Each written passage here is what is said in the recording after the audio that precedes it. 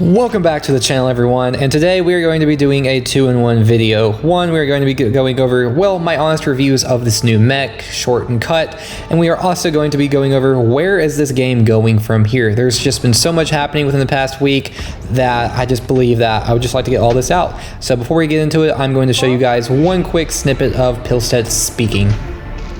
If you want to have monetization in the game, if you think that people buying new stuff in the game, I mean, it's a fair assumption, like a lot of products work like that, Magic the Gathering, Warhammer, etc., all work by additional purchases.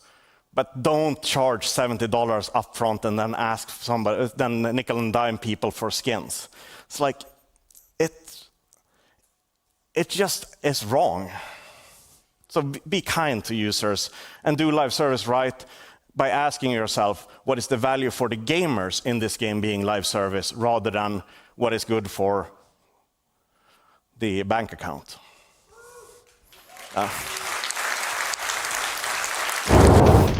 So before we get into the current state of the game, we will go ahead and actually talk about this new mech. Now, I'm not going to be jumping on the bandwagon of every damn new thing that comes out on a game. It's all of a sudden just meta, OP, absolutely great. Like, if you played Helldivers since the get-go, or even just know anything about the game relatively, the balancing team has pretty much fucked a lot of this game.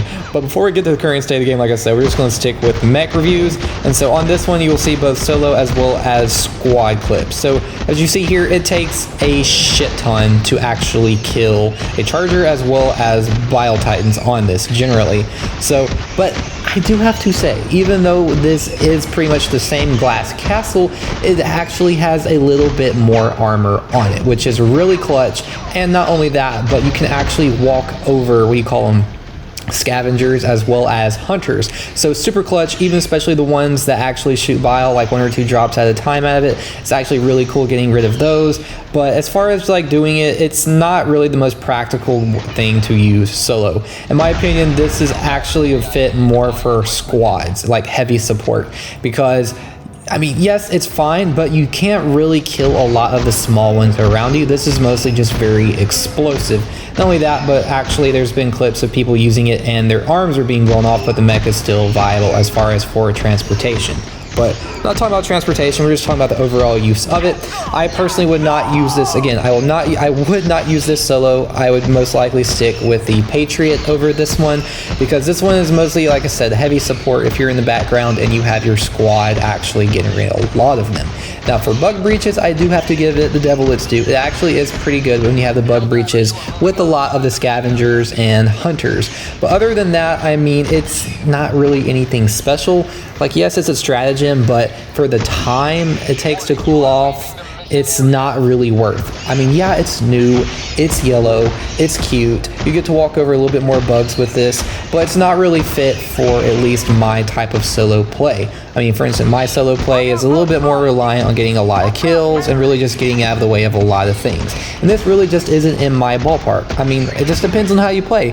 I mean, if you're more of one that's a little bit more passive and likes to sit out back and just kill them from longer distances, then yeah, this could be better, because as you see right here, being farther away from the hunters and scavengers, you could actually knock a good bit out.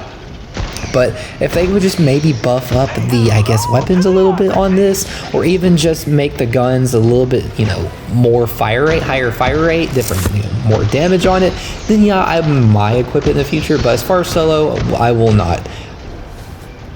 And after running this solo, I was able to actually flip over to a squad game, so we'll include those clips as well. I'm worried about this guy named Kitten Slayer. I was about to say. You gotta watch out. Watch out. And it is fun playing with viewers, I do have to say, but I digress.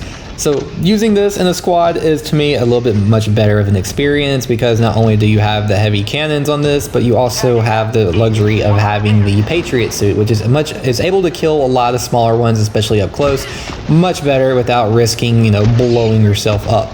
As you see here, I mean, right there, boom, prime example. It was just able to knock all those out.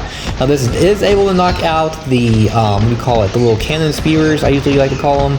It's really good about knocking those out. And even if you have like a bug breach like we have here, it's actually really fun to really get rid of those. And you're able to kind of go on a pretty decent kill streak, but you have to be consistent on these. And whenever you really can't see shit when you're firing cannons, then that can have its own little implication. But as I said, this is actually pretty fun to do on squads, but not really as much solo. And it takes, oh my god, I think it was like one game it took like 4 of us having these damn things to kill off 1 Bile Titan, just because these cannons are a little bit weak in my opinion as far as for something like a mech suit of this caliber. But that's just in my opinion on this, so I mean, take it for what you want. This is my opinion. As you see right here, it's taking pretty much a lot of us just to blow these bad boys out of the water. See, like 1, 2, 3, just boom, bada boom, bada boom, bada boom. So that is pretty much my overall opinion on these mechs. And now we're just going to carry over to the current state of the game.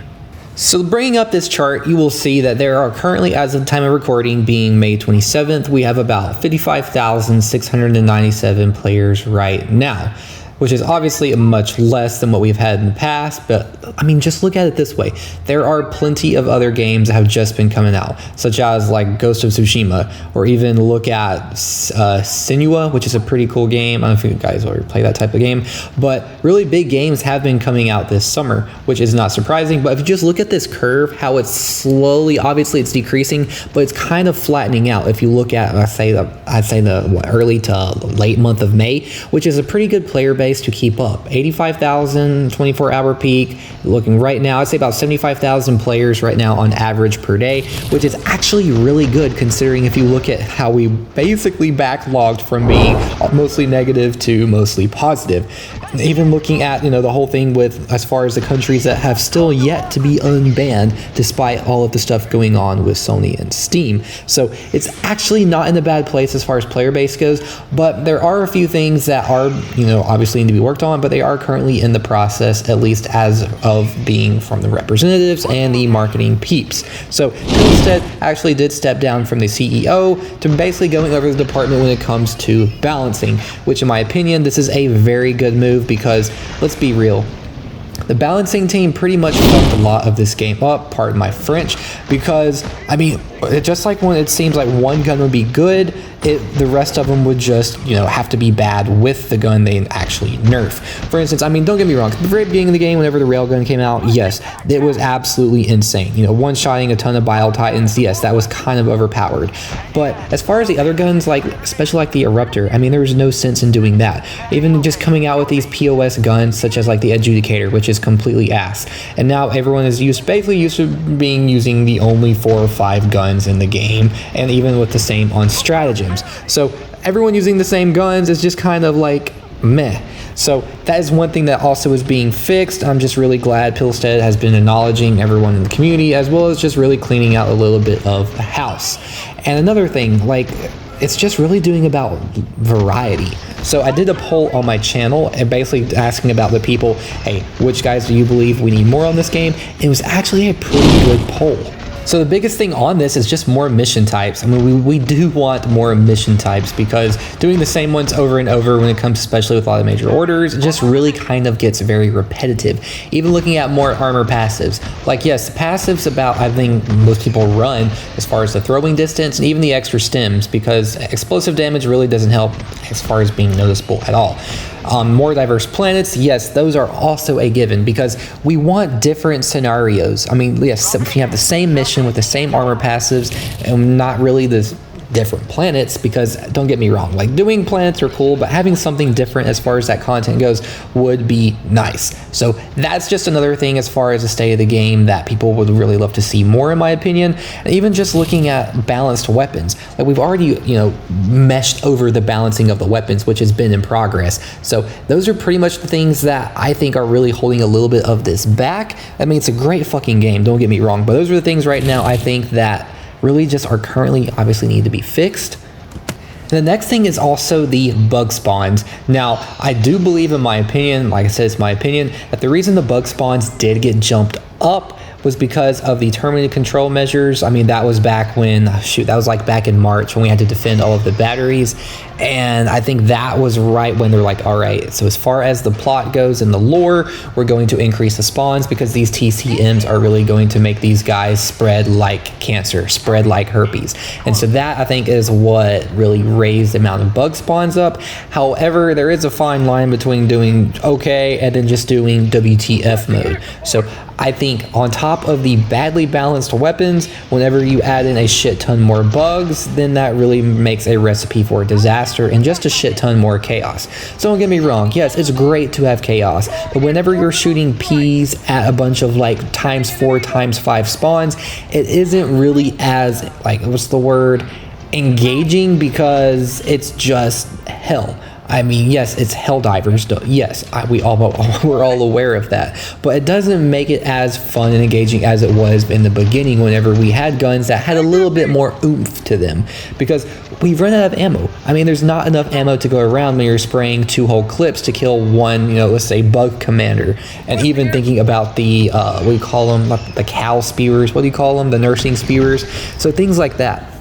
And that even just goes over to this, there's much more games out right now. It's like not every game is going to be stuck in the honeymoon phase forever. This is one of like, what I saw, like what, 12 million copies? Like, it's absolutely insane. And you've got other games like X Defiant that are out. X Defiant, I think like opening day had 1.5 to 2 million players, which is ridiculous. I mean, in a good way. So it's just really just, there's just much more games out there. And until they really change a little bit of the content up, especially looking at the past war bonds, like the first war bond with the fire and the second one with electricity were great. Then the 2 ones after that were just dog water. So if you haven't bought those already, just do not buy those. So I think it's really just a multitude of factors right now, such as 1, as we touched over, we just need a little bit more diverse missions. 2, we just need a little bit more diverse planets. 3, a little bit different armor passives. 4, changing the spawns up. And it just goes back to the balancing of the weapons. So these are not crazy things like as far as the plot or something major goes. These are just a little bit of extra things that they can tighten up, which is really why I'm glad that someone like Pilstead is over all of the balancing now and not as much as a CEO, because CEOs are over a shit ton besides just looking at the media and just trying to find what's going on. They are the nerve center of everything, and when you're the nerve center of everything, it's really kind of hard to specialize on certain aspects of the game.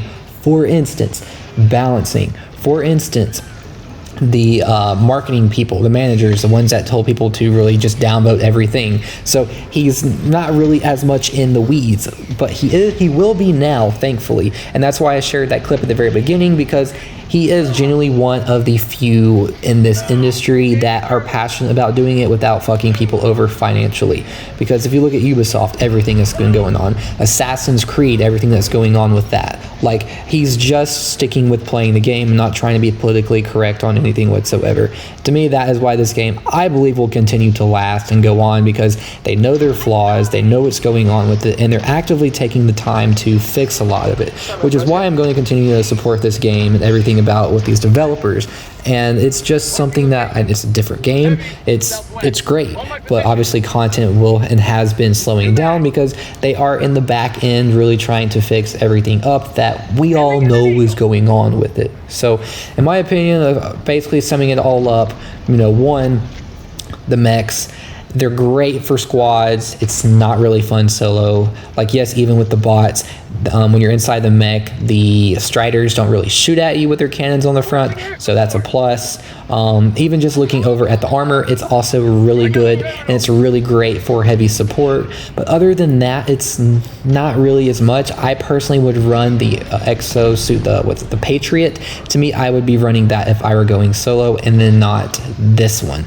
Like I said, it's great for squads, not so much solo. And then number 2, going back over like the state of the game, it's not going anywhere anytime soon. Like, all games are having, the honeymoon phase, and it's obviously just going to go down. But right now, there's a lack of content, and then the PlayStation scandal that all happened through.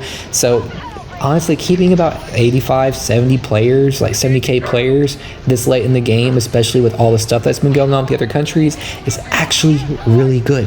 it's actually a plus. It's not like these other games that are stuck, you know, at 5,000-6,000 players. Like, it's got a great fan base, lots of funny memes, and just really good people. Like, even at my new job, you know, there's several people actually play Helldivers as well. Like, it's actually kind of hilarious, especially being in the legal field. But either way, that's the state of the game. That's just, you know, my review on the mech. But thank you all for watching, and I look forward to seeing all of you in the next one.